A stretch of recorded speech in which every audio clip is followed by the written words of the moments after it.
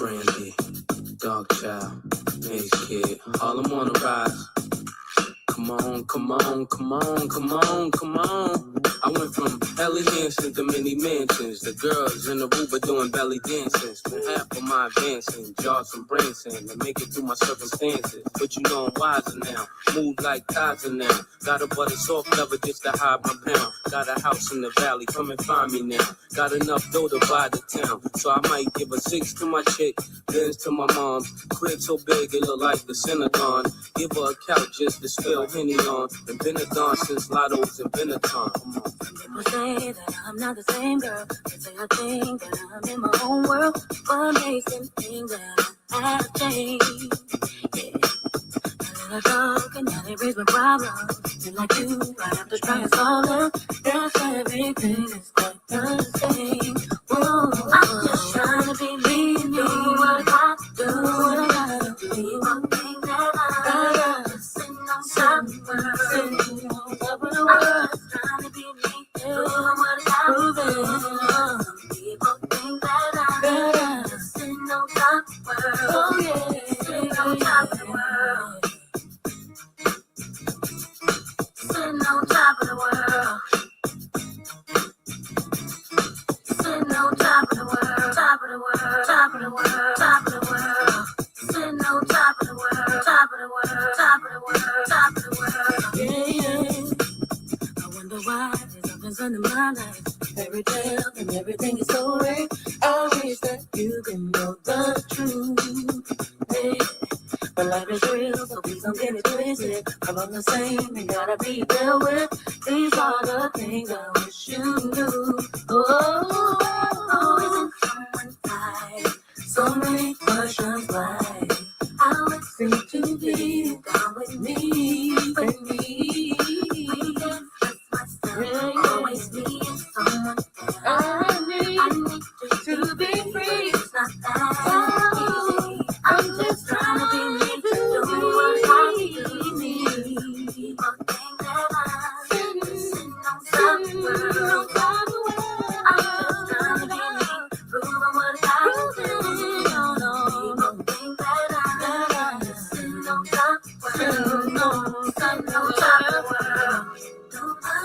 Don't understand why I know friends who know me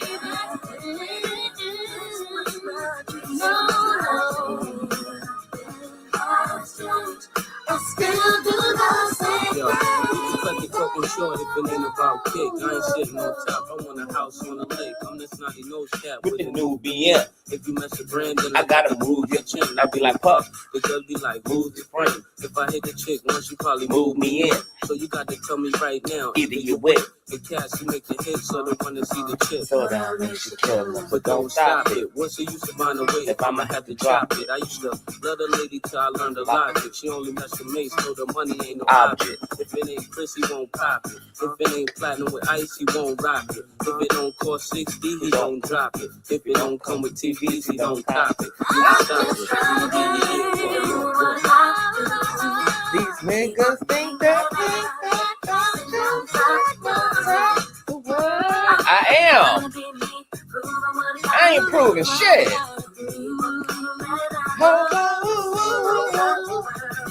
No talking about Dog Child on top of the world. HD on top of the world. What? All the world be on top of the world. Brandy on top of the world. Dog Child be on top of the world. Let me dollar sign E all over the world. Brandy all over the world. All over the world.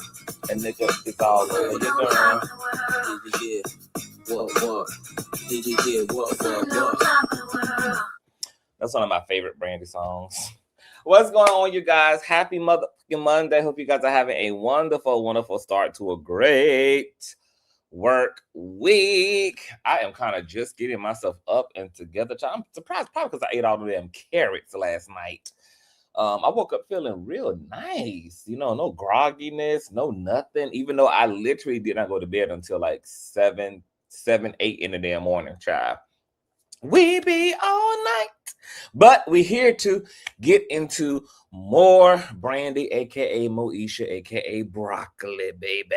Before we do so, go ahead and run the likes all the way up. You guys know that thumbing up the video not only helps with YouTube's algorithm, but more importantly, it triggers up YouTube's notification system. So when you are thumbing up the video, yeah, you're doing one of the most favorable, most amazing, impactful, necessary things you can do on the channel, whether you are a Bush baby part of the Replay Gang or active with me in real time in the Sky Read, swang and bang on that like feature and unthaw this algorithm. Also, if you enjoy everything that Kane does here, you can always donate to the platform at $Consciouztv on Cash App and or paypal.me/Consciouztv, and that's Conscious spelled with the Z on the end, spelled just how it is here on the channel. All donation information and social media handles are in the description box below, as well as scrolling from right to left in red and white at the bottom of this here live stream. What's up? Make sure that you have your notification bell set to all so that you never miss a day or hour when the King is in fact King. And last but not least, please share the stream out to whatever it is you have digital community, whether that be YouTube community wall, your Snapchat, your MySpace, the dark side of Twitter, Tumblr, or your personal OF. I don't really give a damn where you in fact lay the light. Except them whores know that we're loud, live, and in color. But no further ado, let's go ahead and push on through. I know a place where you can recharge your soul. Baby, that's Consciouztv. And in the midst of brokenness, he gon' see your asshole. Baby, that's Consciouztv. You gon' heal, you gon' laugh and catch a little shade. Ooh, girl. Y'all know he be slaying, y'all better stop playing. Come hear what he's saying. Ladies and gentlemen.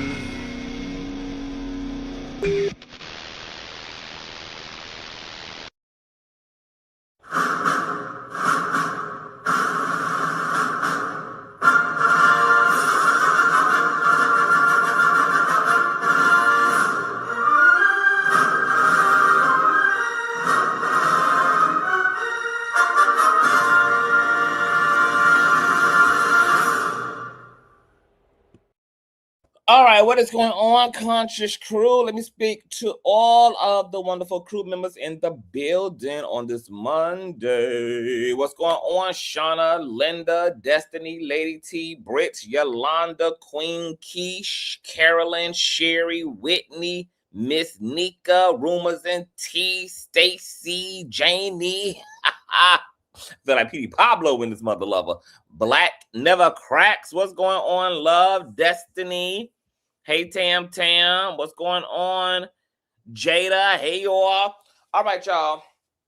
So we got to get into some things. You guys know we got into our Brandy bag on yesterday, girl, because she got it going on with her new memoir titled Phases, which is out in both book and audio form for your viewing pleasures. And she has been dropping and revealing some very interesting and controversial takes on her journey as a young Black girl from Mississippi, chronicling her upbringing, childhood bullying, and of course her experience as a child star.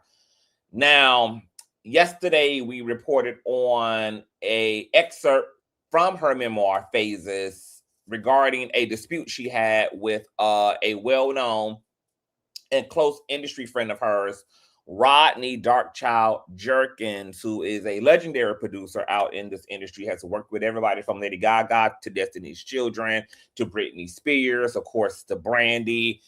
The likes, you know, go on and on and on. And she had revealed that she was contemplating working with other producers at that time, such as Timberland, etc. And this was kind of causing some tension that basically led to Rodney Jerkins being like, yo, you ain't about to treat me like some second, third rank option. I'm out and I'm about to go make 5 million records or $5 million with Beyonce, child, who was up and coming and developing her Sasha Fierce persona and transitioning from Destiny's Child at that time. And Rodney Jerkins went on to make hella good on that claim because he produced Telephone featuring Lady Gaga, which sold over 80 million all by itself.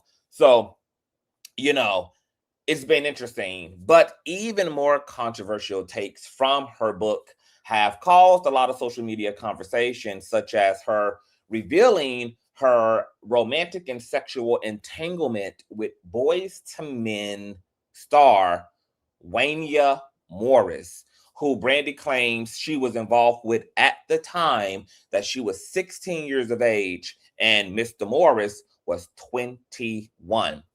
Now, this has really come to bite Morris in his ass, as the internet has compiled excerpts from live streams and interviews that Morris have done over the years, where he practically admits that he was involved with the very young Brandy. He kind of defends being involved with her, saying things like they were doing what they were doing when she was quote unquote of age, even though Brandy is saying she was 16.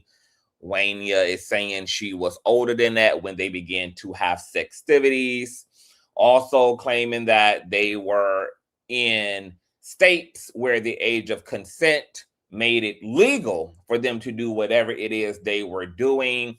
Now, Brandy never cites that she was actually assaulted per se, but that she just felt, looking back in retrospect, their relationship was inappropriate and that she was taken advantage of. Now, I have not heard the book, so I don't know the full context of how Brandy has unloaded her experience. I'm even more interested now in getting a full read on her view of her relationship to Mr. Morris. But all of that has created a lot of conversation around grooming, power dynamics, age dynamics, around legalities. Also, there are people who are struggling to find Brandy a victim in any sense. There are people saying that Brandy was a jump off and that while Brandy may have been innocent in some regard, that they hold still true to their belief that Brandy was an alleged hoe and that she was getting down with a lot of people, and she just doesn't have the ability to sit within that because it contradicts her good girl next door public image. So we're going to have quite a bit of a conversation here today. I may even drop the link to let you guys come up and chime in because it's just a lot going on around Brandy. Brandy has a very interesting... It's interesting to see the public's view of Brandy. Brandy is kind of known in some circles to be problematic and a shit starter and a liar. And then in other regards, she is veered as being nice to work with and extremely talented. And there are people who have kind of brought into the marketing behind Brandy's good girl image. So it's just interesting seeing this divide. And just the energy around her memoir and the way the public is receiving it. So let's get into what got us here. Well, what got me here? So yesterday, blogs had dropped the fact that, well, not even yesterday, that was a Rodney Jerkins piece, but last week, blogs had dropped the excerpt that she was involved at 16 with the 21-year-old Wanya Morris from Boyz2Men. But I was doom scrolling earlier and I came across a audio excerpt from her memoir chronicling her situation with Darkchild. Now, I went into the comment section, right? And I was scrolling just to see what the folk were saying. And there was a commenter who said, Brandy is good at playing the victim, laughing emoji. So I opened up the comments to see what in the hell was going on. So somebody followed up with that statement and said this, and lying, that she's good at playing the victim and lying. So I was like, okay, let me see what's going on here. So I keep scrolling. Someone says, well, how is being a victim? How is this being a victim? Please explain. And then this person said this. And it kind of made me go down a mini deep dive. This person said, well, first off, she said Wanya Morris used her because she was young when she was a jump off That is one example. I was like, what? I never really heard the narratives that Brandy was a jump off or a pass around or got around. I mean, that wouldn't really surprise me. I just never heard it, nor would it really mean anything to me, because I don't really make distinctions between female sexuality and male sexuality. I don't really buy into those type of gender constructs. Therefore, I don't have those type of biases toward female sexuality. I know within this construct, men kind of can get away with a lot of sexual fluidity, and women obviously are chronically and disproportionately criticized and judged and expected to be modest, and are seen as non-virtuous and unclean. As a woman, if women indulge in casual sex or casual dating, or just enjoys sex activities, etc. But because I don't buy into that type of construct, it doesn't mean anything to me when I hear about women being fluid in their sexuality or exploring their sexuality. That's an aspect of adulthood and womanhood and becoming of age. The same thing for men, etc. So those type of double standards don't mean nothing to me, but they mean something to the outward world. So I was just kind of shocked because I had never heard this, but it didn't make me feel any different about Brandy, and it didn't make me want to judge her, even if it was true that she was quote unquote a jump off. I don't even really like that type of language. It's really outdated, and we have got to elevate our minds and ourselves when it comes to human sexuality and the God-given right for both sexes to have the right to explore and to understand themselves sexually and to express themselves in this way. And we should not shame women any more than we are going to men as it relates to sexual exploration. But we're dense and stupid in this society. Anywho, the comments continue to go on and say, they say she's a joy to work with and have continued to work with her throughout the years, as recent as her appearance on The View. Someone else said that part, I don't think they really understand that she's 15 and he is 22, talking about he wasn't that old, not like he was 38. Y'all know he was at Diddy's parties. And then somebody had brought up Fredo Starr from Moesha, who you guys know, I think he appeared on 2 seasons of Moesha, who apparently also dated Brandy, or there was some type of an entanglement, but we'll get there. So I ended up coming across this compilation. Brandy confirms that she lost her virginity at 16 to 22-year-old Wanya Morris. Quote, I think he saw me as conquerable. Brandy was first introduced to Wanya in the fall of 1994 when her momager, Sonja, handed her the phone. He was calling to congratulate her on the success of I Wanna Be Down, which had just ended Boyz2Men's 7-week reign atop the Billboard R&B singles chart with I'll Make Love to You. So they were peers and their music was competing for the highest spot. From there, she says he quickly became one of her closest friends and a confidant, regularly calling to offer advice on navigating the industry. By the spring of 1995, a year later, he invited her to open for Boyz2Men on their second tour, and by then he had become indispensable in her eyes as their relationship began to evolve. In 2021, Wanya addressed fans on Instagram Live who questioned him about the nature of his relationship with Brandy, given the age difference. She speaks out about the depth of their relationship for the first time in her new memoir, Phases. All right. So this is Wanya on the Breakfast Club, basically saying that Brandy was old enough to get it at 16. He's like a lonely, broken hearted. No, I didn't actually leave. Oh, it's Wayne. I don't know. Is it Wayne? Is Wayne? Say his name again. So hold on. Is Wayne? Like, what is it? Is it Wayne or Wanya? Because girl, I'm saying that how it's pronounced, girl. I mean how it's spelled. I'm gonna keep saying Wanya. Is Wayne okay? Wanya? Is it Wayne or Wanya? Oh, Wanya. Wanya. Are y'all messing with me in the chat? Hold on. Rumors, hit the link and pronounce it for me real quick.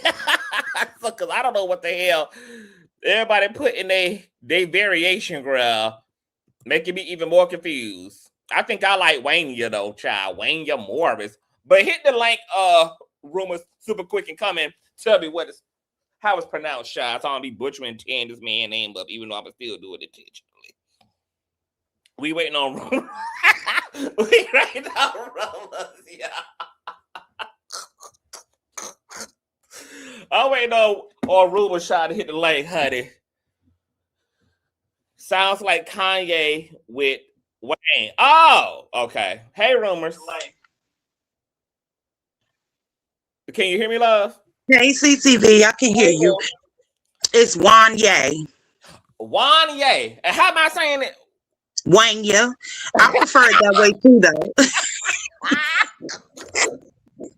I think I'm with Wanya. I like that. It got it. I like that too. Mm-hmm. I'm going back to the chat. All right, boo. That was our room with Shy. All right, back to the scheduled programming. My God, today. I am hollering, girl. Okay, let's call him Mr. Morris. How about that? Mr. Morris from Boyz2Men. All right, said this on the Breakfast Club. Let me refresh this slide. She ready how to do videos. You told Randy how to do the shit. They were saying she was really young when y'all dated. Yeah, she was. Not that young. Because I don't want y'all to think Boyz2Men was no. She said she was I was young too. She said she was 15 and she had to keep it a secret because See, we did the thing. We did the thing when she was like 16, 17, around that time, you know. You was so you was still a boy too. You I wasn't old. I wasn't like 38 years old, nothing like that. I was old enough to she was old enough to get it. But was it legal in the state y'all was in? I mean, we was always in different states. You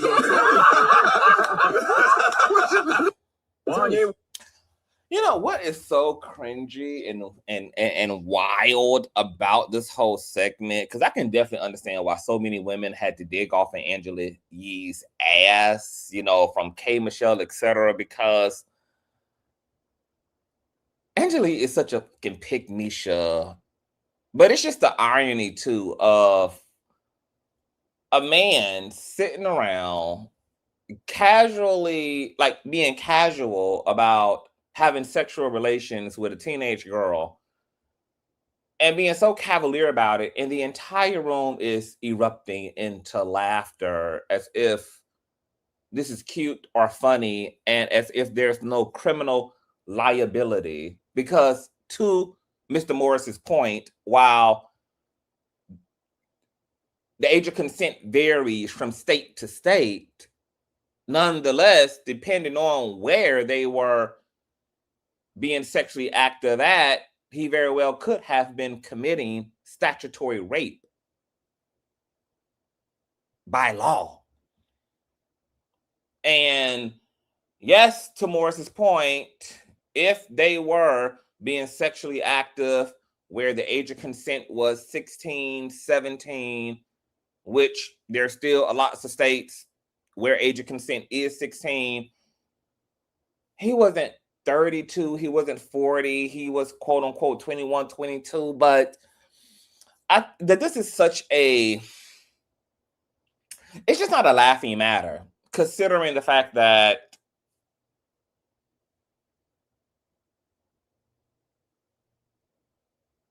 it's just not a laughing matter. Because if Charlamagne was sitting across from a man who was admitting that he was over 20 years of age and was sexually active with any of his daughters, I don't think he would find this to be so funny. If Angela Yee was to go home and find out that her 16-year-old was involved with a man over 20 years of age, I'm not sure that she'd find it to be so funny. And while it still could have been legal, considering what state they were in, it also could have been illegal considering what state they were in. And I do think that this conversation, just in general, around these quote unquote age gaps are very loaded. You know, I was listening to T.S. Madison's Gag Talk on yesterday, and you know, they were having this conversation too, her and the mistress, about how, you know, a lot of the girls back in their heyday were dating older guys, high schoolers dating college men who were in college, had graduated, you know, who were in their 20s, etc. And, you know, I always am very transparent about the fact that I was one of those teenagers too who was dating up. I was never attracted to men my age. I was 17 with a 32-year-old boyfriend. My boyfriend actually lived right across the street from my high school.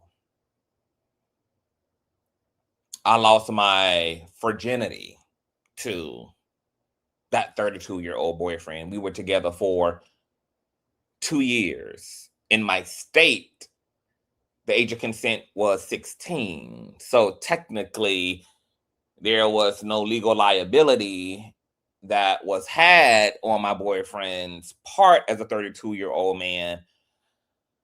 And because I was that young person who was into older people and who were dating far up the spectrum, I had boyfriends who were 25, boyfriends who were 30 at 17. It makes my perspective on this type of topic unconventional. Because if Morris and Brandy were in a state where this was considered legal, and he's 21, 22, she's 16, there's a conversation to be had about that. But I also get so confused on how to really navigate these type of conversations, because when it comes to the age of consent, it just muddies where the judgment really is, right? Because if you have the law saying 16, 17 is the age of consent, then what? The only argument that we can make for an older person being with a 16 or 17-year-old is an ethical one and a moral one, because depending on what state you're in, we can't make a legal argument for the engagement. What do you do with that? What do you do when the law justifies one thing, but then we also know people abuse power, people abuse wealth. We know that men particularly have a historical pattern of abusing women in general, of any and all ages, and certainly there's a predatorial problem in general. The fetishizing of virgins, the fetishizing of young women. Like, this should be like really fully loaded, and it be very complicated because situations like this are so fully loaded. I'm gonna tell you what also really stumped me when it comes to these type of conversations. In the past, when we've talked about the double standard of older men dating down versus older women, cougars who date down, when there are instances such as Tracy Ellis Ross saying that she dates down as an older woman, she wants her a young tenderoni. Vivica A. Fox has gone on record, tenderoni, love them young. So many older women are comfortable within the system, admitting to the fact that they pursue and are interested in young men, even, as young as being in their early 20s, the younger, the better. And that's not met with the same level of judgment as it is when older men also prefer to date down and to date that young too, because Shannon Sharp got ate up, you know, from being with his 21-year-old entanglement, but celebrity women and public figures who are women who also admit to dating down don't get that same smoke. And then when we talk about it from the point of view of an older man dating down, the consensus always is, this is bad, it's bad, it's bad, because the brain doesn't develop until it's 25. A person that doesn't have a fully developed cerebral cortex, their full reasoning capability does not develop until they're 25. I always thought that was an interesting rebuttal in order to make men worse in these situations than we make older women in these situations, because when you push back with the whole a person isn't considered fully developed until they're 25, that also applies to men. So here it is, we have a 16-year-old Brandy and a 21-year-old, 22-year-old Morris. Morris, what? By that argument, can be considered to also be someone who is considered still developing and still reasonably young-minded. Because when we also have the age of consent conversation, and we say, hey, if the law says 18, the law says 21, it doesn't matter if that 21-year-old is dating a 40-year-old. Oh, no, it don't matter what the law says. A person's brain isn't fully developed. These are still children. Well, that means that the men are still children too. It means that the men are still cognitively impaired to the same degree in which a female would be who's under 25. So I just never know, like, because it's just, because the goalposts get moved around and the rebuttals and the pro arguments for things are so all over the place, I really never really know what we are saying, because the culture just throws so much shit into the pot that it just ends up looking like a big static screen to me. So what do we say? Is 21 that far off from 16? If 16 is considered the age of consent, is this perfectly fine? If people are not fully developed adults until they're 25, it means that, to that argument, Morris and Brandy would be under the same umbrella of people who can't be held to that standard, since by some argument, they both are still young-minded. And cognitively, they would practically be on the same playing field. So it's just a lot, but let's continue to move through. I'm going to drop the link because I am curious to know just kind of like what y'all think about all of this, because like I said, this is a very interesting, it's a loaded topic. It's a loaded topic. Brandy. He left him lonely, brokenhearted. No, I didn't actually leave her. He was teaching regular. She was 21. She was not 19.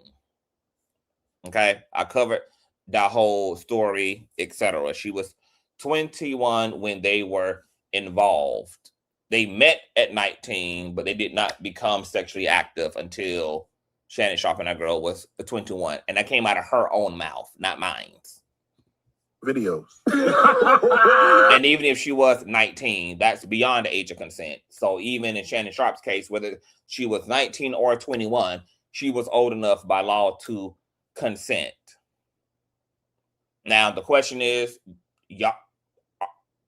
do y'all believe that a 19-year-old should be able to legally choose their partners, regardless of age and sex? Or do some of y'all believe that a 19-year-old, a 18-year-old, a 20-year-old should not be able to choose their partners. Because I think by the age of 15, 16, you can even legally emancipate yourself from your entire family. You can work on your own. You can choose whom you want to live with.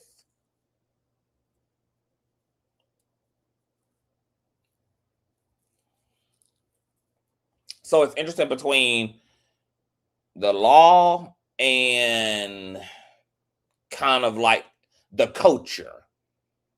Because there are certain things as a culture that we'll push back against that are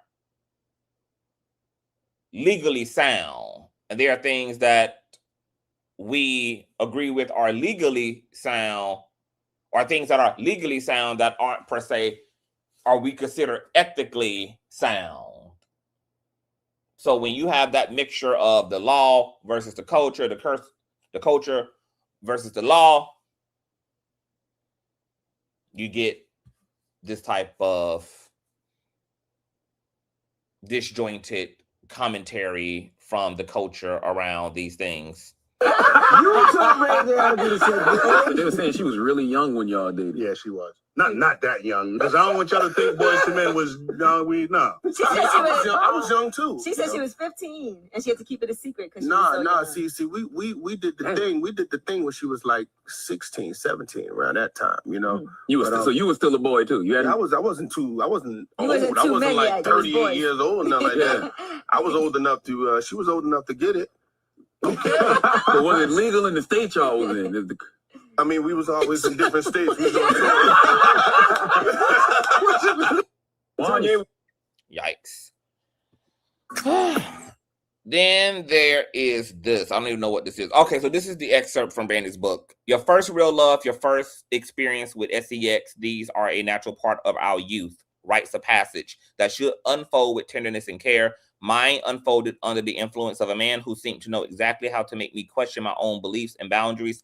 And I hung in this strange balance. I was navigating that time in full view of the world, every move scrutinized, every choice dissected by people who didn't know my heart. Part of me wanted to retain some semblance of normalcy, but I also knew full well that what was happening between me and him was wrong. And yet my attitude was, quote, this was special, this was real, people just don't understand. I was young and inexperienced and thought that following my heart meant following his lead, that what we shared transcended ordinary rules and limitations.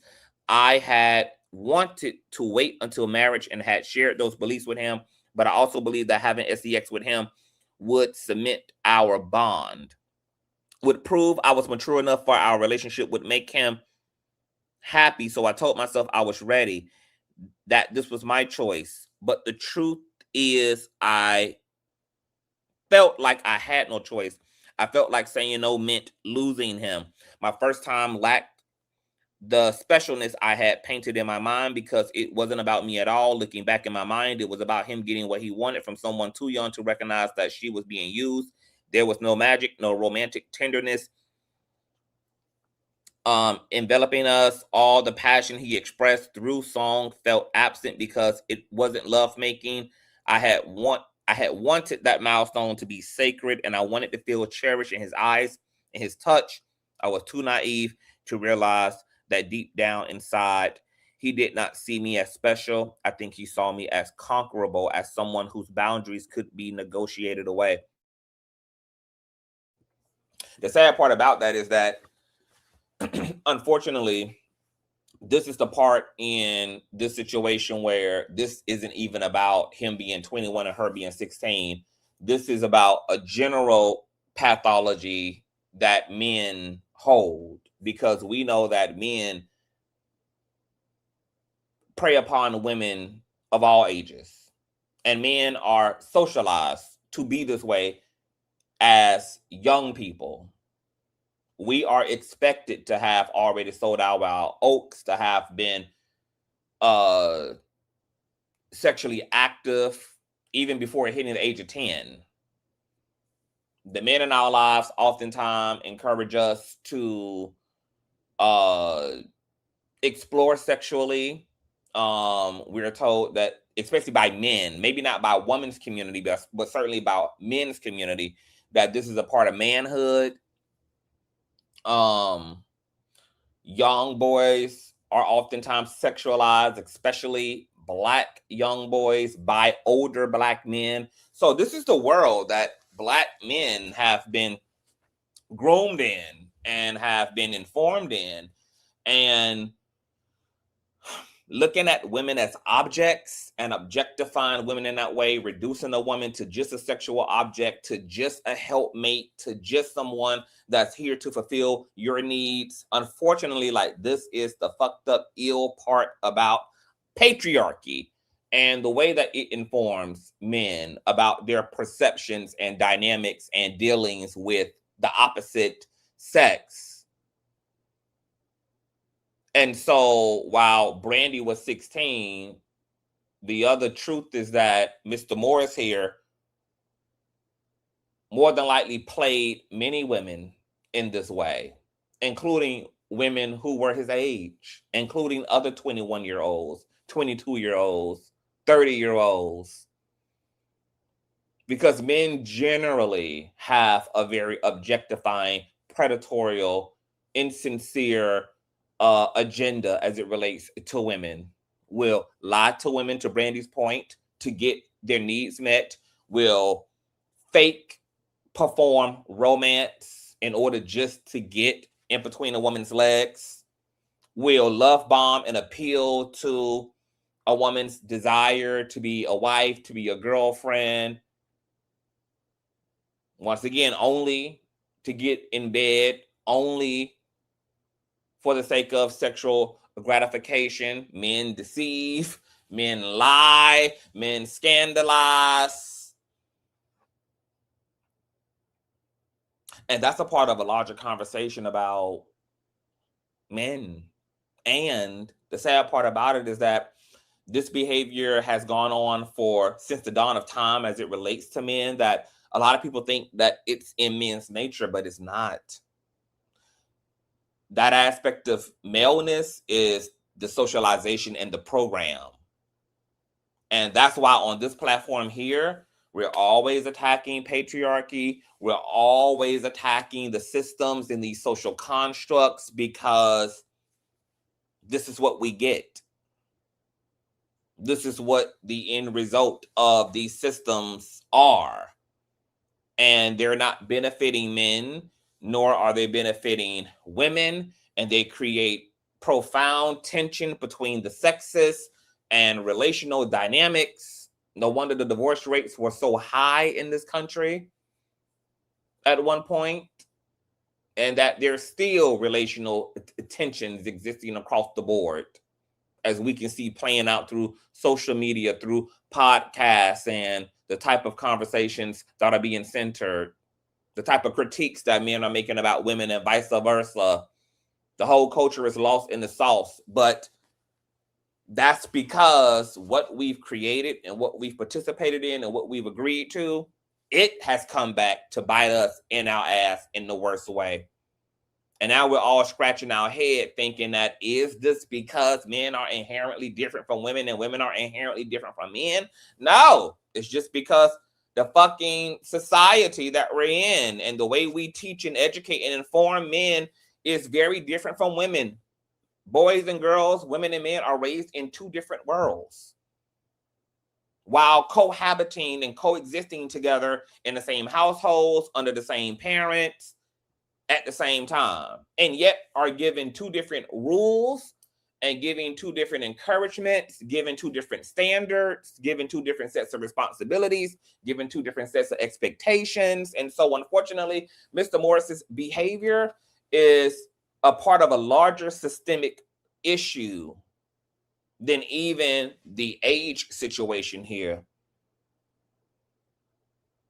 Because dumb niggas are not just acting this way toward teenage girls. They have this attitude toward females in general, regardless of the age. That's why you had to have Steve Harvey to write books like Think Like a Man while acting like a lady. trying to bring women up on game and bring women into the world of men and how you play men against themselves, how you alley-oop a nigga out of his fuckery, how you pull reverse unos on his psychology, because men and women, due to the programs that they're given as men and women, live in two different worlds. And therefore, they're on the chessboard in two different ways. Sometimes they're going about trying to get the same thing from each other, but applying two different methods that sometimes end up opposing each other. Sometimes they're not even on the same page and have two separate agendas.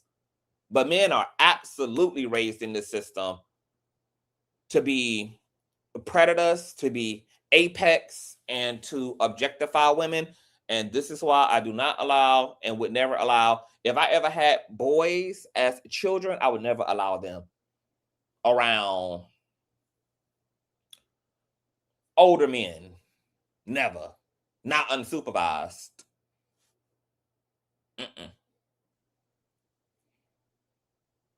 I would raise my boys to be deeply incubated into women's community and to have access to healthy men.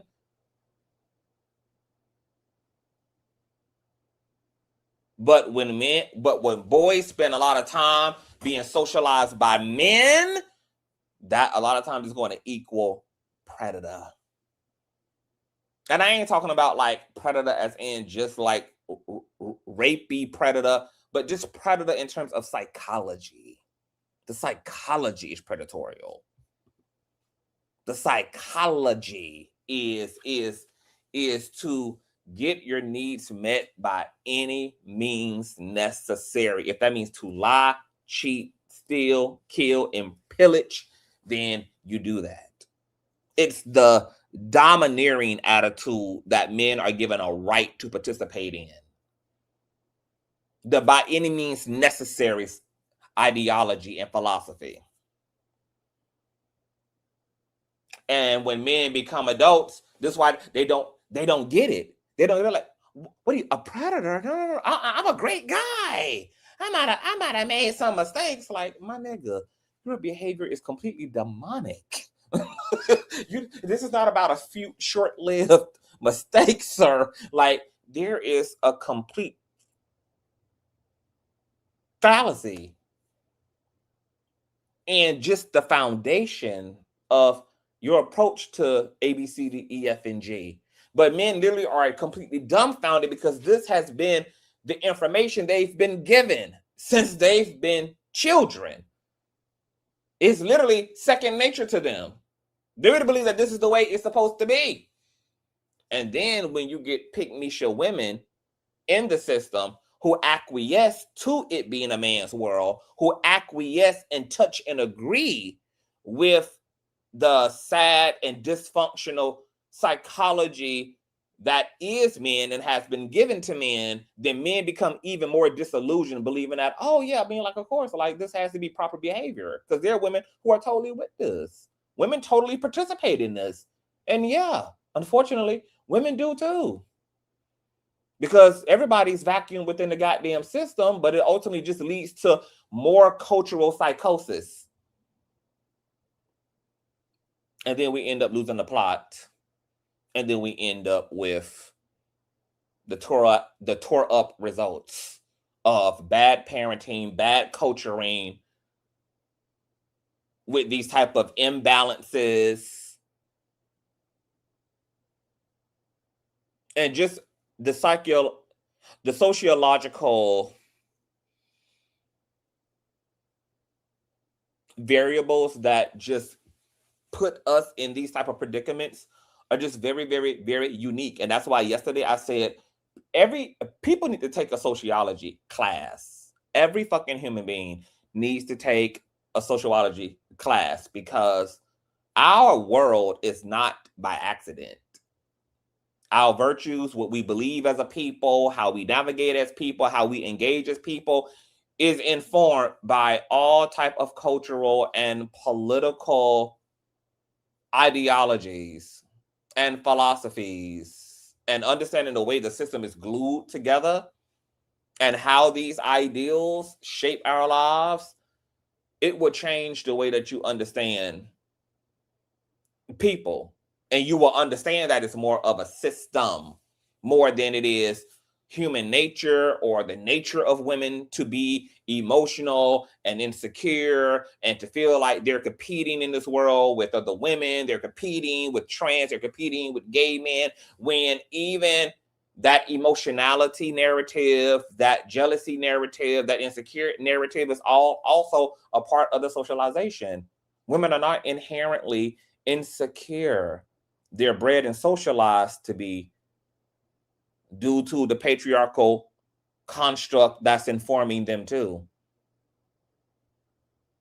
And of course, within the patriarchy, women would be divided amongst themselves and would be made to be insecure and to second guess and to be pygmecious and to seek to be chosen, because disconnecting women from their divine femininity and from their divine virtue obviously makes them vulnerable and compromisable, which is ideal for a patriarchy that seeks to prey on the feminine. So, of course, you don't give women empowering messaging. You don't give them autonomy. You don't give them any of that. Because to give them that would completely contest and be a problem for the patriarchal capitalistic system that wants to benefit from dominating everybody else and having everybody else operate and be in a way that ensures that those of male energy and those who identify and present and exist as males in manness are top of the food chain. If you want to create a slave nation, then somebody got to be disempowered. Somebody's got to be groomed to be the seeker.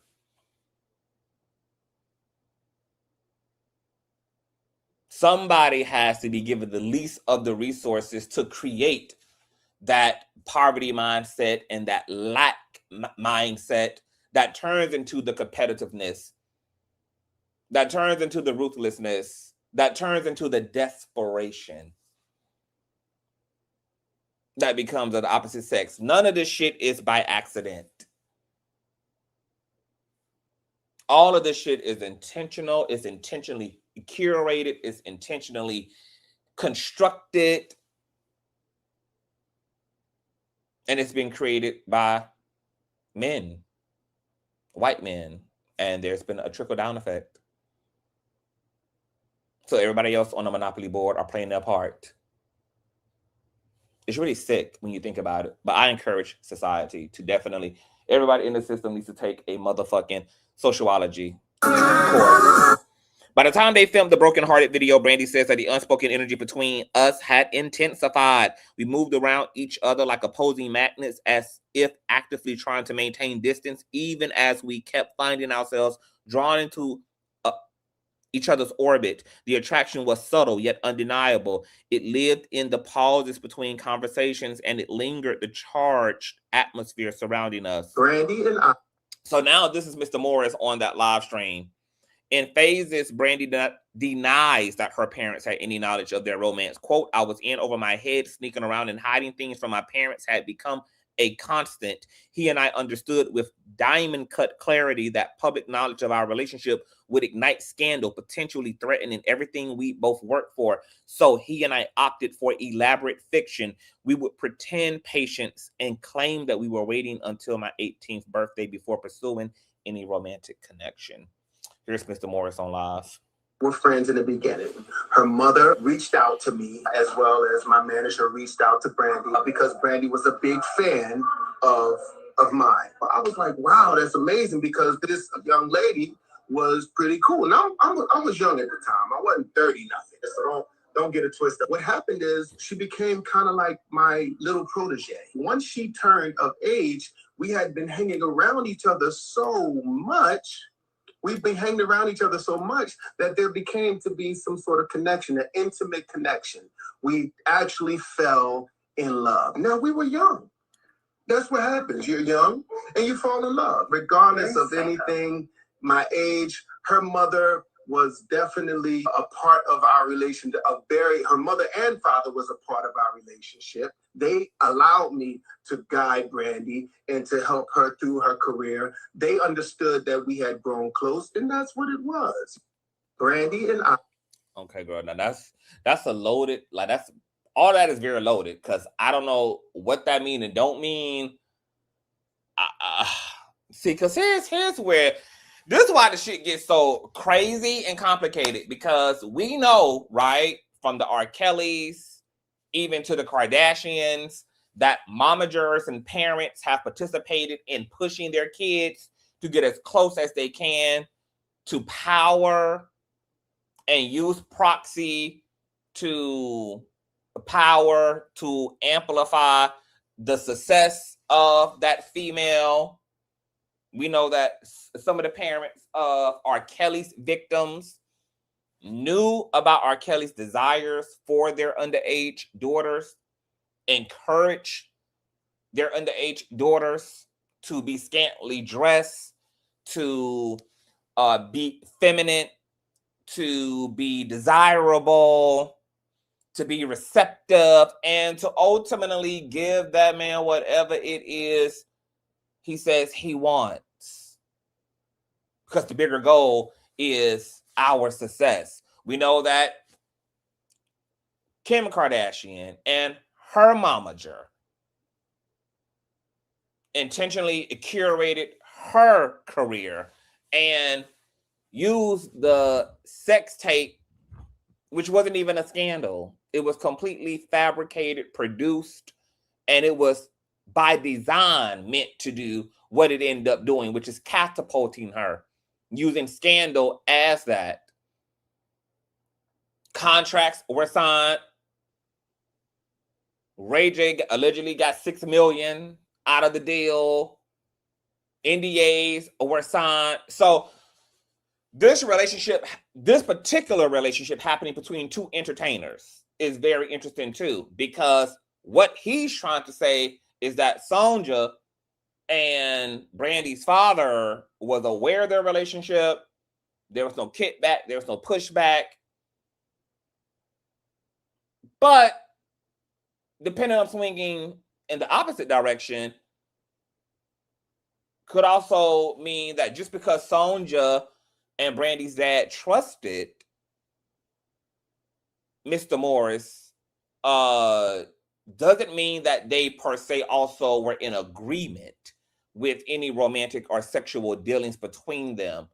I can see why Sonja and Brandy's dad wouldn't have a problem with Brandy and Mr. Morris socializing, because they're both peers and they're highly successful entertainers at this point.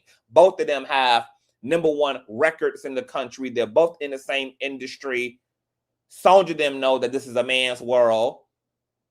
So Brandy having a male co-sign and having a male navigate her through her career and to be a trusted friend, that's not unusual. That would make perfect sense. But that doesn't necessarily mean that Sonja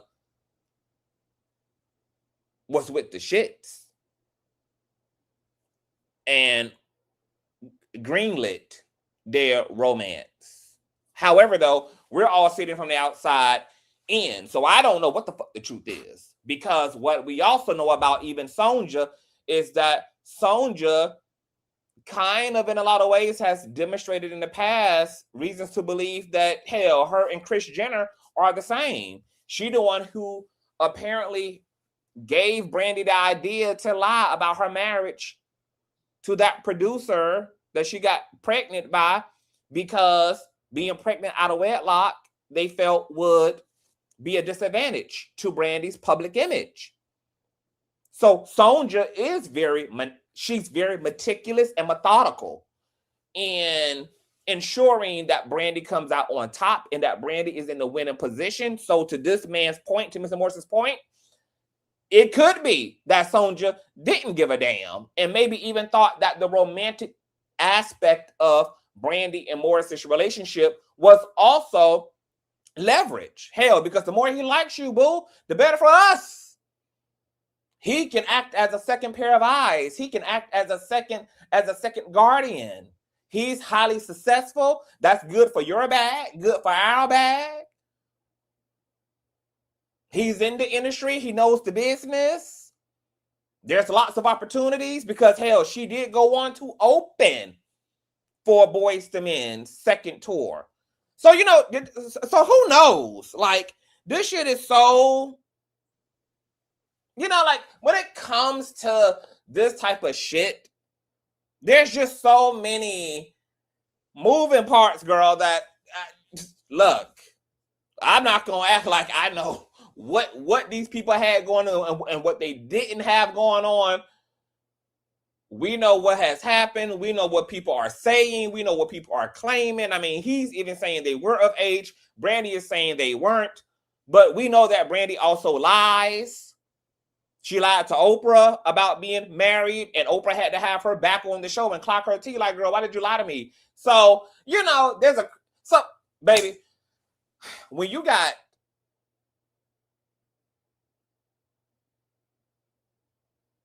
public figures, there always comes publicity stunts. Largely, there are fabrications. You have credibility issues. So who knows? Who knows what the hell is going on here? I don't know.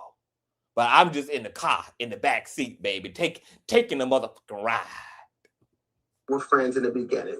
Her mother reached out to me as well as my manager reached out to Brandy because Brandy was a big fan of mine. I was like, wow, that's amazing because this young lady was pretty cool. Now, I was young at the time. I wasn't 30 nothing, so don't get it twisted. What happened is she became kind of like my little protege. Once she turned up. He didn't say that. He didn't say that she was 15. He said she was 16, 17. Wanya was banging Brandy. He left you lonely, brokenhearted. No, I didn't actually leave He was teaching Reggae how to do videos. You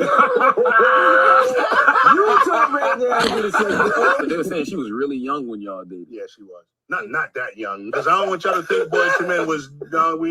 She said I was young too. She said she was 15 and she had to keep it a secret because See, we did the thing. We did the thing when she was like 16, 17, around that time.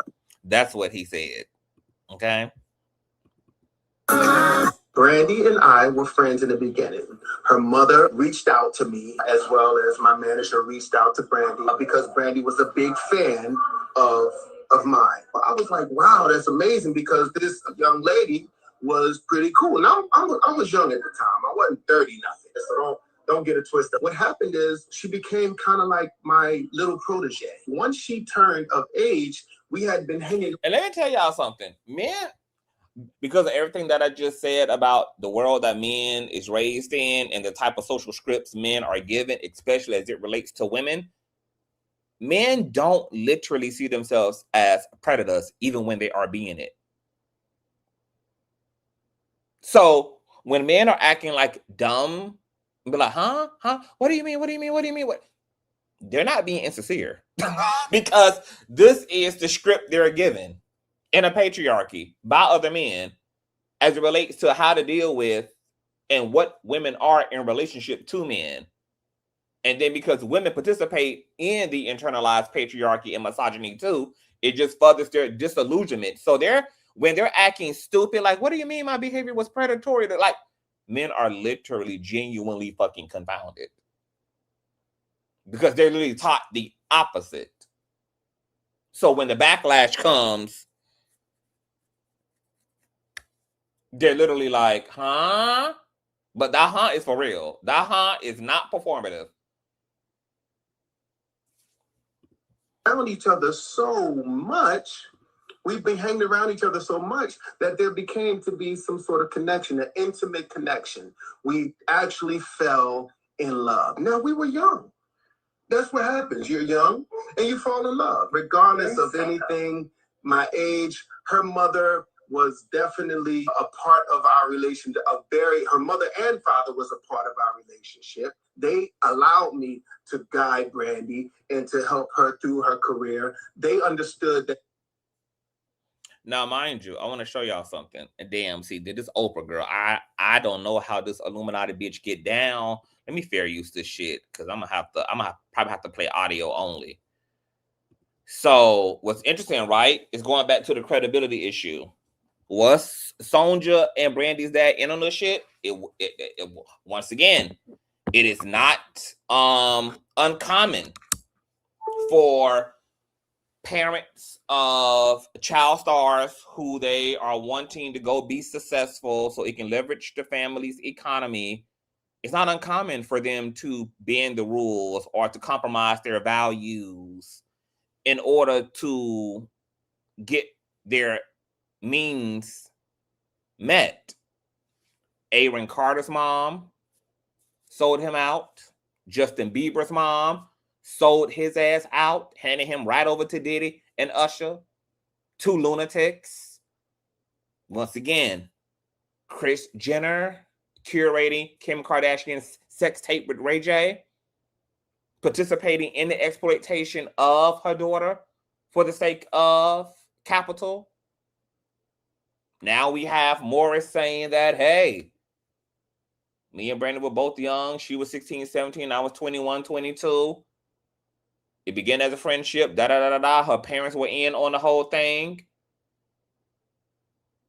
Because ironically, people are saying that Sonja was behind Brandy's whole PR stunt of faking her marriage and faking her relationship to her baby daddy. This is an excerpt from both of Oprah's interviews with Brandy. Check this out. The Oprah show, you told me a little fib, did you not? It wasn't a little fib. It was a big fib. It was a big fib. It was a big fib. Brandy is now all grown up, 23. As you can see, she is grown, and we recently learned that she got married and she's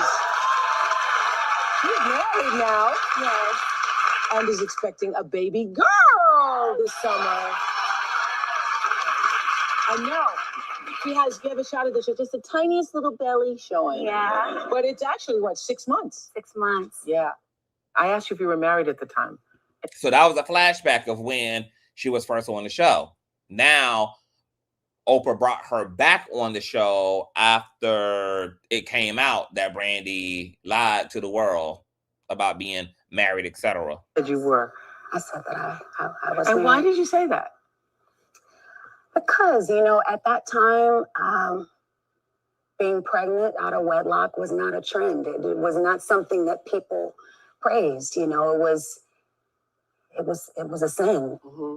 And I felt like I could not be honest about that. I felt the pressure of. It's okay. Okay. I felt the pressure of, again, having to be perfect. Mm-hmm. And I was scared. I thought that everything that I had worked hard for and everything that I worked to build, the image that I worked so hard to build, was threatened. Mm-hmm. And I felt. Now, I want y'all to take a really deep listen to that, to the psychology of that, because we just explored that even in the Carrie Hilton conversation on yesterday when it came to Beyonce, how Carrie Hilton was willing to sell her soul and to go at other female artists just so that she could be put on. And then when it didn't work out for her, she then blame shifted onto the label, Polo the Don, on Estadine, etc., and played the proverbial victim in the situation. But had things actually worked out for her and that diss track would have continued to escalate her success and elevate her, Carrie Hilton wouldn't be sitting here giving us a testimony about the weight of that diss track and how traumatizing it was and how it was so against her morals. But because her career ain't shit, and 15 years later, she is no more relevant today than she was 15 years ago. The only grift she can have and the only way she can make sense of her failure is by assigning it to that leaked Beyonce diss track while taking no responsibility for selling her soul. But look at Brandy talking about basically the psychology of what I just said, doing anything to protect my career, to elevate myself. So when Mr. Morris, taking it back to Mr. Morris, he's talking about Sonja now and Brandy's parents. That's what it was. Brandy and I were friends in the beginning. He talks about, in this live, he says Brandy's parents knew what was up even on the romantic tip, and they were cool on it. They were cool on both the mentor and romantic ship part. That's not hard to believe, considering that there's a narrative that Aaliyah's parents were aware of her and R. Kelly's dealings.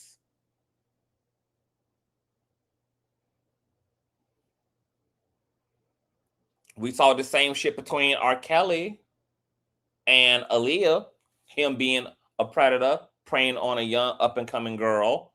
But there is an intersecting conversation about the fact that a lot of people believe that her parents were in on the relationship. They were opposed to the actual marriage because optically it just was not going to be no way to make that make sense. But they were okay, according to some, with things evolving from professional to personal. We have Sparkle's niece out here saying that her aunt Sparkle set her up for the okie dokie when it comes to R. Kelly.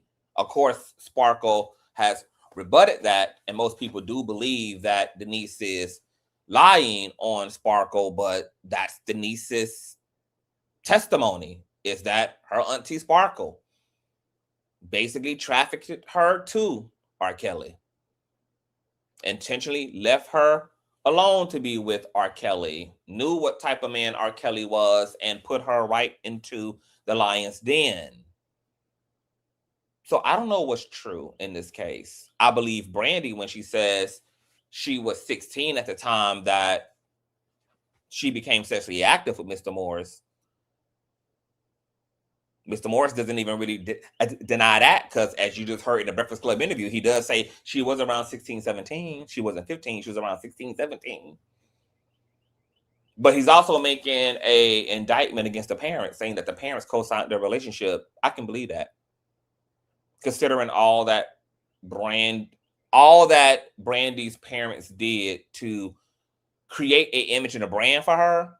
I can definitely see them seeing Morris as a lick. And even though there was a 5-year age difference between Brandy and Morris, I can see them thinking that's reasonable. That's not too dramatic of a leap. In some states, that is the age of consent. This man is fucking successful. So we gonna act like we don't see no evil, don't hear no evil. Long as we don't catch them together, we gonna act like they ain't together. If they can keep it a secret and they can do what they do and they can get close, hell, let them get close. You know, Mr. Morris isn't no bum at this time. He's a high profile, high grossing, high selling as well-connected musician. Brandy is being able to open up. I can see that. I can believe that. I can believe that. Because we know that the world of momager and managing child stars is brutal, and that these young people oftentimes are being pimped out by their parents. I can believe that. Next slide. Mr. Morris often compared Brandy to other female singers, suggesting she emulate them. Faith Evans, quote, "Soon as I get home, poured out of the sound system in his kitchen as I set out plates." This is more excerpts from her book. "I love the song, I thought. Quote, "You hear that?" he asked me as I dipped a crispy spring roll in neon orange duck sauce. I turned to see him swaying in a corner, eyes closed in concentration. "Hear what?" I asked, confusion clouding my expression. He paused the record, then rewinded and hit play, knocking the volume up a few notches. Faith's voice filled the room briefly before he hit pause. Quote, They're right before the bridge. You hear that melody? Why don't you sing like that? Excuse me, I asked. I could hear the edge in his voice. This was an unfamiliar tone for me, half taken with him. Maybe I misheard him. I didn't understand. We did this a lot, listen to music together, but this was the first time I can't see because of this shit here, made a comparative comment. At first, I dismissed it. I gave him the benefit of the doubt. I assumed good intentions because I couldn't fathom that someone who claims to love you would try to tear you down. Maybe it was his way of encouraging growth and I was misreading his intentions, but the critiques kept coming. We could be enjoying a drive, lost in conversation, when a woman's voice floating through car stereo speakers would prompt him to increase the volume, and like clockwork, some comment was made, quote, "This is how you should approach your level register. You should try emulating her technique. Why haven't you done a record like this yet?" It started to eat me as if my own voice perpetually fell short of some invisible standard. This little criticism stacked up.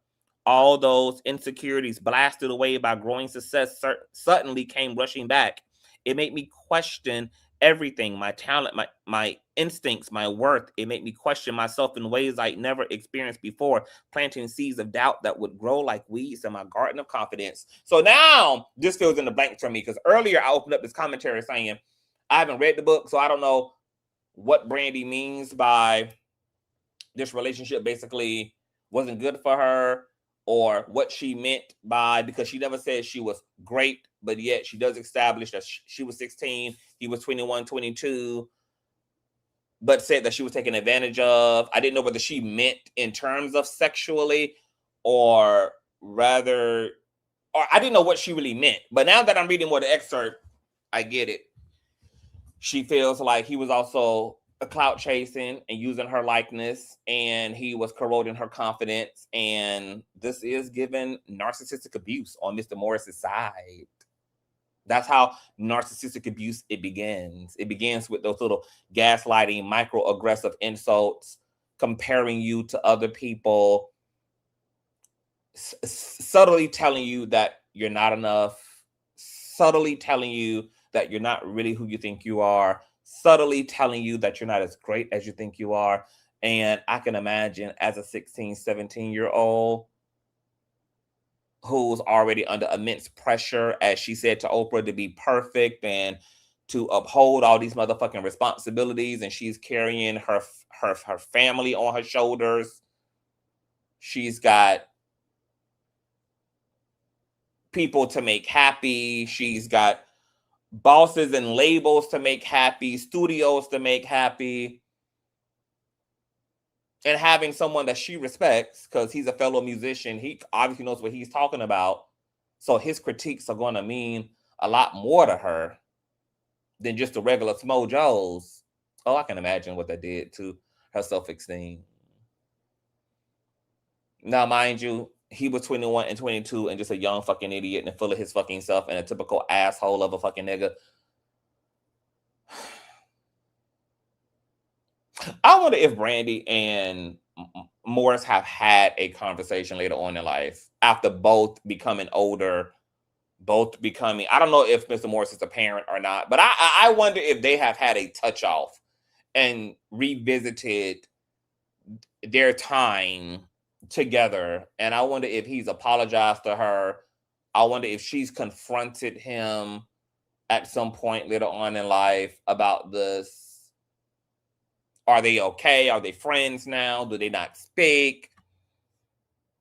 Because this is a lot. Brandy was not allowed to call Mr. Morris directly. Another glaring red flag. I had to page him first. I could never just call him directly.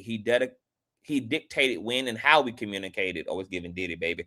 He kept me waiting. This kept me uncertain and grateful for whatever scraps of attention he offered. That's that breadcrumbing. And I just said narcissist. So now we got the gaslighting. We got the insults. And now we have the breadcrumbing. A young narc. At first, I reasoned it was to keep our relationship secret, another necessary sacrifice for love, but it went on for longer than I'm proud to admit. This digital leash that kept me tethered to his schedule, his availability, his whims. These are the things that with hindsight you realize are wildly obvious signs of something wrong, neon warning signs that I chose to ignore because I didn't know what the hell I was doing or what he was doing with me, just that I was in love or what I believed was love. Okay. Here's another one. Brandy reveals that their relationship ended after he confessed to being unfaithful. Wow, so he also cheated as well. She also slams his ongoing narrative of their story. Quote, I may have been young, but I was wise enough to know I had been played, and that wasn't love. Over the years, I've seen him talk about our relationship in interviews and on social media, spinning tales that grow more elaborate with each telling. He's so convinced of the version he's told himself, but somehow can't keep his story straight. Now, once again, she's calling him a liar. We know Brandy also can lie and has lied too. So that's why I say, girl, I don't know who the hell telling the truth here. Like, you know, it's a lot going on here. But let's listen to this excerpt from his live stream too. She was with me, you know, she was my friend, and we became intimate as in a relationship. There's no lie going on here. You can ask Brandy, she will tell you the same story. Now, when you're young, you make decisions based on your youth. You don't make decisions, moral decisions that put you in a whole position where you know that this is what's going to be for the rest of your life. You're learning through everything. Brandy and I learned through a lot. As time progressed, we grew out of each other. Yes, it was a hurtful thing. It was a hurtful thing to break up. That's what happens. You're in a relationship and then you break up. She grew out of me and I grew out of her. Might have grown out of her a little bit faster, but you know, it's a relationship. You're young and you make decisions. Next thing you know, that's what it is. Brandy's successful, Boyz2Men is successful, and we're happy. You know what I'm saying? Okay. So y'all saying, girl, that the person he cheated on her with was Adina Howard. You talking about the one who says, nobody's gonna do it like me. My nasty grind, yeah, yeah, yeah, yeah, yeah. My nasty grind, yeah, yeah, yeah, yeah, yeah. My nasty grind, yeah, yeah, yeah, yeah, yeah. Nobody's gonna do it like me. I'm talking about her, the nasty grind lady. That's who the hell stole Brandy's man. Y'all talking about that? Adina Howard, Miss Nasty Grind herself. Oh, now Brandy should have known, baby. What? Nobody asked what's gonna stand a chance to the Nasty Grind. She was laying it out in the song, baby. Don't let your man intersect with her, girl. She was putting the girls on notice, baby. Nobody had a chance, baby. That lady would have claimed everybody's damn husband. The way she was telling y'all that she was working y'all's men's with the nasty grind. My God, today, Brandy and her mama had Adina blackball. Okay, where's that information coming from? Is that something that Adina said? Adina has claimed that Brandy and Mamaja, Sonja had her blackball. Send me the links, Rumors. You got to send me the stuff. Send me the stuff. See, y'all filling me in. I haven't followed like Brandy's career. I like Brandy, but I never like stand Brandy. So she just wasn't somebody's career that I tethered close to. So Adina, okay, so hold on. Let me look this up real quick. See, because child, it just gets messy, girl. Everybody in the situation so messy. Brandy messy as fuck. Sonja messy as fuck. Ray J messy as fuck. Morris messy as fuck. When you get messy people all in one situation together, whoo, child, it just be a shit show. Navigating the right and wrong. You got to go from situation to situation, child. In this situation, Morris be wrong. Then in this situation, he might have been right. In this situation, Brandy might have been the victim. Then in another situation, she was the victimizer. See, when you get messy people all in one situation, this be a lie. Let me see. Adina Howard blackballed. by Brandy. Let me see what come up.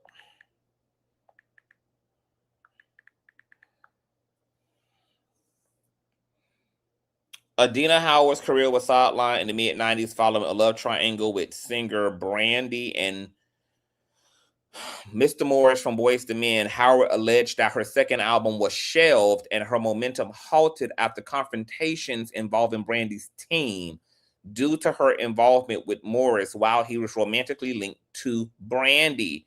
Howard was involved with Morris not knowing he was in a relationship with younger Brandy. Brandy was a priority artist for Atlantic Records when the conflict between the artists surfaced. Label executives, particularly Sylvia Rane, reportedly intervened to protect Brandy's image and career. Oh, baby, they was on Brandy's ass like white on rice, girl, ensuring, girl, that their golden calf was going to golden. The blackballing allegations, Howard indicated that her career suffered significantly, culminating in her album Welcome to Fantasy Island being shelved by the label following tense confrontations. Howard later shared in interviews that she did not handle the situation with the label professionally at the time, which accelerated her downfall in the industry. Adina Howard has since clarified in recent years that she fumbled the bag and that it was a combination of youthful arrogance and intense industry politics. Jesus Christ. Adina also talked badly about Sylvia, and she was the one who blackballed her.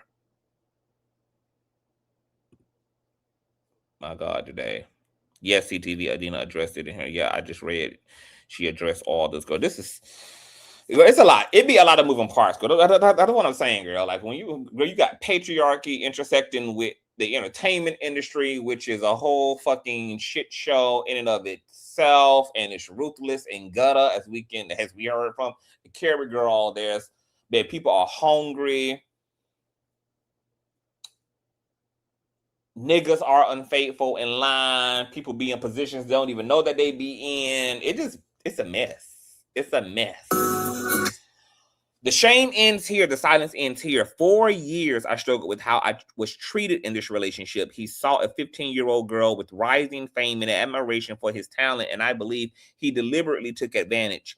This was a 22-year-old man who I believe knew exactly what he was doing when he pursued an underage girl. Looking back, it seems like he chose his moment carefully, reaching out to me when I was young, newly successful, and vulnerable to the attention of someone I idolized. At the time, it felt like a fairy tale. Now I see it as the beginning of a calculated courtship of a teenage girl by a grown man who knew exactly the effect his attention would have. I have grown more resentful at his insistence on reframing that time, his continued attempts to rewrite history with himself as the misunderstood romantic lead rather than the adult man he was. I have struggled not just with the shame I hold like a stone in my chest, but with the extent to which I believe I've been left to hold it alone. I have taken responsibility for my feelings, for disrespecting my parents' wishes and getting involved with an older man despite their concerns. But shame wasn't the only reason for my silence all these years. Consideration was for myself, for my daughter, for my family, for him, for his family, for the complicated web of relationships and reputations that would be affected by the truth. I hope from here on out, I'll receive the same consideration from him. I was not a fast girl with a crush. I was not a dramatic teenager who couldn't handle rejection. I was not an unstable, obsessive fan. I was a child. He was an adult. And it's time the world understood the difference. My.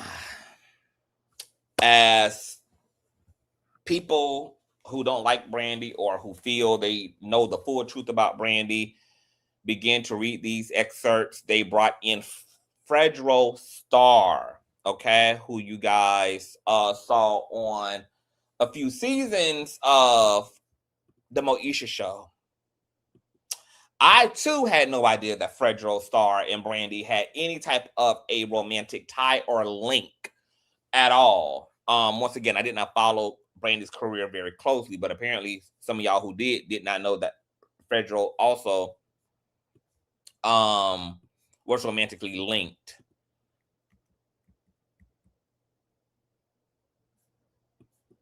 And let me pull this up for you guys to see. Let me take down this fair use.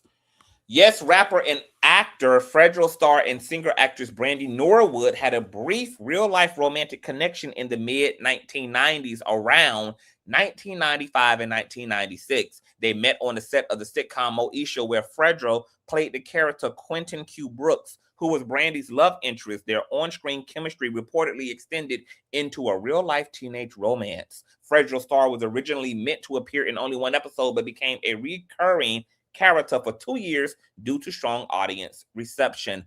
While a 2008 interview comment by Fredo was taken out of context, he has clarified that their early romance was a real, often understated part of the 90s era. Okay, then it goes on to say that she was also linked to Mr. Morris and Kobe Bryant. Now, the problem with their romance, you guys, was that just like Morris was 21, 22, ding, ding, ding, Fredo ass was 24 at the time. Fredo was 24 years old in 1995. Born April 18th, 1971. Brandy was how old in 1995? 16 years of age. Now, Moesha, the sitcom, is filmed in California. The age of consent laws in California are 18.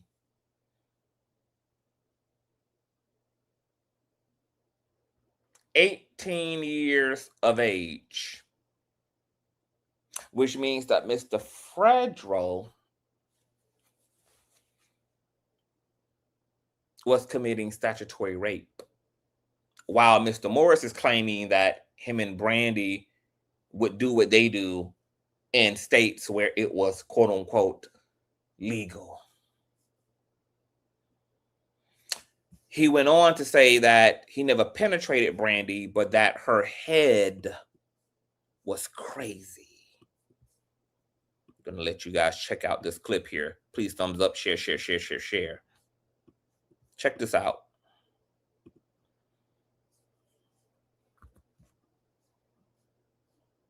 Let me refresh this. Talk about the Brandy situation, man. Like, cause nobody never really got no real footage on that. You know what I'm saying? The COD, DVD. You know what I mean? That was your chick at one time, right? Never. Nah. You just flashing that. Nah, I never. Oh, what? That was good though. Oh, okay, that was crazy. Hey, that was crazy. Hey, that's. I never effed her, but head was crazy. And their romance was apparently a known romance in the mid-90s. So this isn't just something he's saying now after Mason Shine. This is something that was well known. It was like a thing. I never effed her, but the head is crazy. And she was 16 and 17 during both seasons of Moesha, and he was 24, 25. And the age of consent in California is 18 years of age.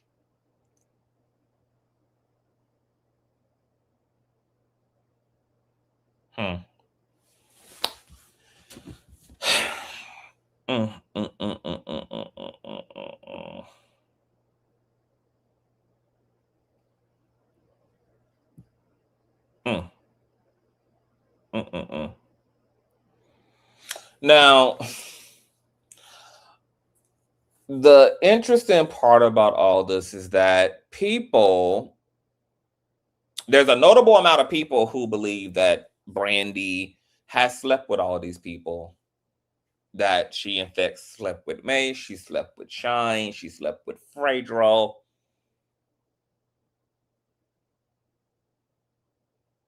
She admittedly was entangled with Mr. Morris from Boyz2Men. despite Brandy rejecting those claims. So let's revisit the Shine Mace ordeal. Now, somebody created an AI version of this podcast episode featuring Shine and Cameron and Mace. So whoever created this made them both women, Mace and Shine, I guess, implying that these men are gossiping like some motherfucking women. And I always tell y'all, men gossip at the same rate that women do. Men just don't gossip around women. Men gossip with other men. That's all that's happening in the barbershop, in the man cave, in the locker room, in any boys club is gossip. Men just don't participate in gossiping with women. But men gossip at the equal rate, baby. They share women. They talk under women's skirts. They talk about the ins and outs of their dealings, baby. They get into all the things, honey. All the things. Check out this podcast episode.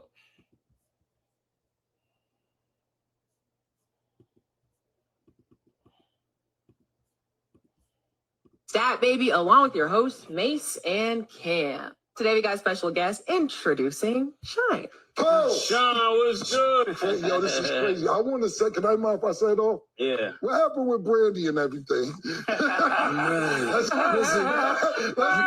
Who was dealing with Brandy? Okay, let me show you. You was dating Brandy at one time, or y'all was just, how'd it go? I was special, you know. He came in and wanted to be special. No lost soul. Yeah, he was Shaq. Okay. He was the champion. He was the MVP. Right. I was Kobe, no pun intended, because they said Kobe was a special friend of Brandy's as well. Treasure Wilson. So Shine and Mace both claim to be entangled. Shine claiming that he didn't hit it first, but he did hit it.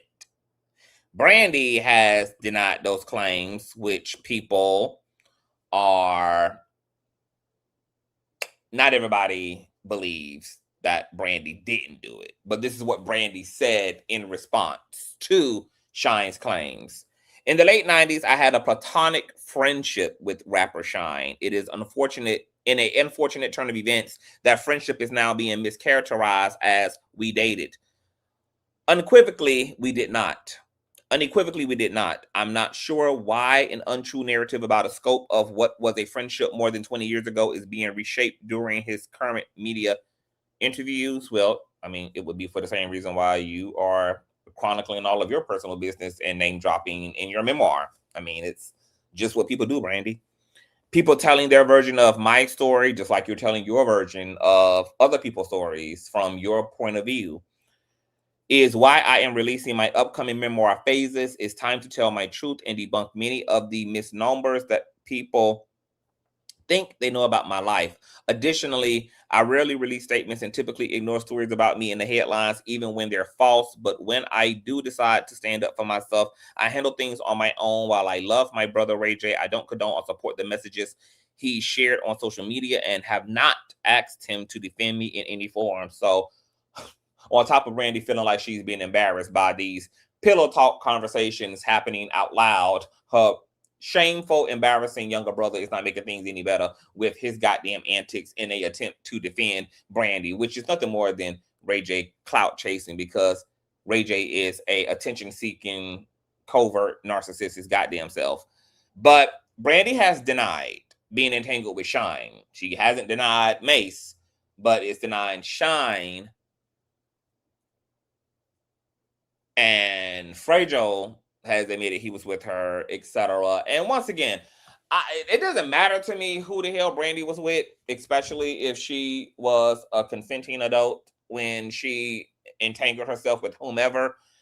I am going to say that I don't think Brandy is the kind of person, because her public image and her brand is so crispy, is so girl next door, is so the preacher's kid, is so Disney. I don't think that Brandy is in a position, and I think even as a grown woman, she still knows that her public image is not in a position to really be able to own certain parts of her lived experience, such as her dealings with other men in the industry. And I think that Brandy still, even to this day, will more than likely cherry pick through how much of that she will reveal, because she knows that, I mean, she's also within a patriarchy and that there's a double standard. And she doesn't want that label, like most women don't, of being a pass around, of being a whore, etc. So I'm not sure if I believe Brandy either. I'm not sure if I believe that Brandy hasn't been with Sean, and hasn't been with Fredo, even though she hasn't denied being with Mace, Fredo, or Mr. Morris. And to Brandy's own point on Miss Oprah Girl, her career is methodically crafted. Methodically crafted. Take a look and listen to this again. You were. I said that I was. And why did you say that? Because, you know, at that time, being pregnant out of wedlock was not a trend. It was not something that people praised. You know, it was a sin. Mm-hmm. And I felt like I could not be honest about that. I felt the pressure of, okay. I felt the pressure of, again, having to be perfect. Mm-hmm. And I was scared. I thought that everything that I had worked hard for and everything that I worked to build, the image that I worked so hard to build, was threatened. Mm-hmm. The image that I worked so hard to build. I think that Brandy is still, unfortunately, vacuumed into that approach to her life. And because of that, yeah, I'm not sure if Brandy will ever tell the full truth, especially as it relates to men, just because she's a woman, and it's going to be disproportionate judgment on that. And so she may once again be selective in what she shares as it relates to her dealings and what she doesn't share. I will also say, in defense of the other side to that, is when you have two people that have a shared experience, that shared experience is both people's business. So when you decide to be with someone romantically or sexually, you need to understand that that makes it that person's truth, and it makes it that person's history too. And while it may be embarrassing, depending upon the way a person narrates their experience with you, people do have the right to share their experience. They have a right to talk about who they have been with romantically, who they've been with sexually, who they have dealt with. That goes on both sides, men and women. It's a shared and mutual history at that point. And we unfortunately don't have any control over what other people divulge as it relates to their dealings with us. Nor do we get to determine what they claim their experience is. We do get to speak to it. We do get to correct it if there needs to be any correcting. But yeah, make sure that when you're dealing with people, baby, that, you know, you're dealing in a way that you feel is a true reflection of your character, and you're thinking in the long run, because there may come a day where someone wants to talk about rolling around with your ass in the bed. They may want to cackle and make that a part of a book, a movie, a podcast, etc. It's a lot going on, but the right does exist on both sides.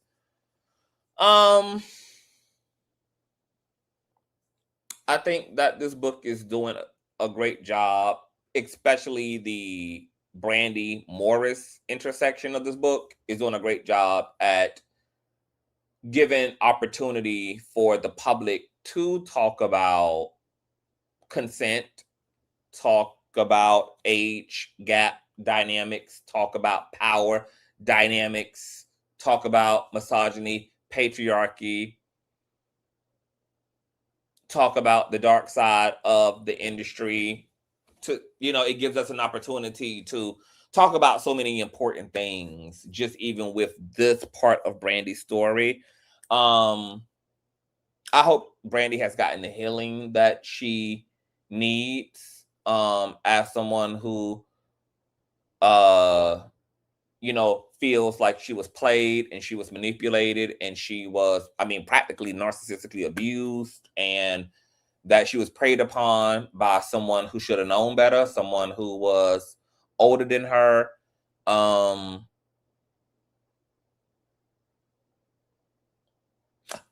I hope that whatever the truth is, that justice get met to all of it. If Brandy's parents were in on all of this, as Mr. Morris has stated, this may be why Sonja ass is back there falling apart, bitch, and high allegedly on oxycodone and shit, trying to defend Ray J. Girl, I don't know, girl, what type of karma is happening. There's been so many narratives about Brandy and her mama also kind of being nasty and gutter in the industry, and Sonja being a handful. And once again, we know that we had the scandal with Brandy's car accident and with her marriage and all of this. It's just a lot of moving parts, you know. And when you got this many intersections, you got young people, you got older people, young people, you got industry people, you got all of this shit overlapping and intersecting. Baby, shit get messy. Shit goes down when there's $1 billion on the elevator. And I don't think this is a situation where Brandy is completely innocent in all her ways. And I don't think this is a situation where Brandy is completely guilty in all her ways. I think, like any situation, especially when people starting off life young and they're starting off life in a very capitalistic system and they're starting off as a minority, that people make their fair share of mistakes as well. People have to grow up and grow out of themselves. Brandy been a child star since she's been 14 years old. Money, you know, was new to them, etc. So, you know, I think that Brandy has been right in situations and Brandy has been a victim in situations. And, you know, the industry is a wild, wild, wild west, child. And we just keep getting horror stories about, you know, how harrowing the industry is. And then when you couple that with being a very intersectional individual, you're Black, you're a woman, you're Black, you're male, you're Black, you're gay, you're Black, whatever. When you get all them intersections, child, it just gets even more raggedy. But I'm probably more than likely going to actually purchase the audiobook and listen to this book. You guys know that Britney Spears had a memoir, girl, and her memoir was crazy as hell. Everything from abortions to fake PR relationships to infidelities. I mean, a wow fucking yes. West, y'all done heard Usher speak about Diddy's flavor camp and seeing shit that he don't even have language to even understand, and, you know, being exposed to very wild adult things as a young person. Drew Barrymore, you know, has had a very crazy rock and roll ass experience as a child star, you know, from a young age, 8, 9 years old, on drugs, alcohol, the whole motherfucking nine. Like, the industry is crazy. It's wild. It's a lot going on, but I think the conversations are great. I don't know if you guys want to talk about this, but I'm going to end this live. Maybe I can start another live if you guys want to come up and talk about Morris and Brandy. If you guys feel complete, then we're good on that. But if you guys do want to come up and you want to talk about Brandy and her situations, or talk about your thoughts on Brandy and Morris's relationship, let me know in the chat, because I will start another live. And we can make that a panel discussion and an open forum discussion. I don't want to open up the link right now because I don't want my commentary to be 5-4 hours long on one live stream.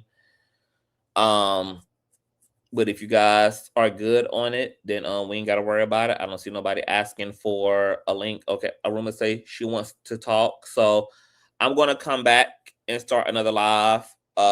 Be looking for the live stream in about the next 5 minutes. You all, I'll be dropping the link. And then you guys will have the opportunity to pop the fuck off and get into all of your things, okay? So I'll be right back. If you guys enjoy it, share, thumbs up. Of course, tell me what you think in the comment section below. You can always donate and support the platform at Cash App and PayPal. Consciouztv, all links are in the description box below. And I'll see you guys in a few later.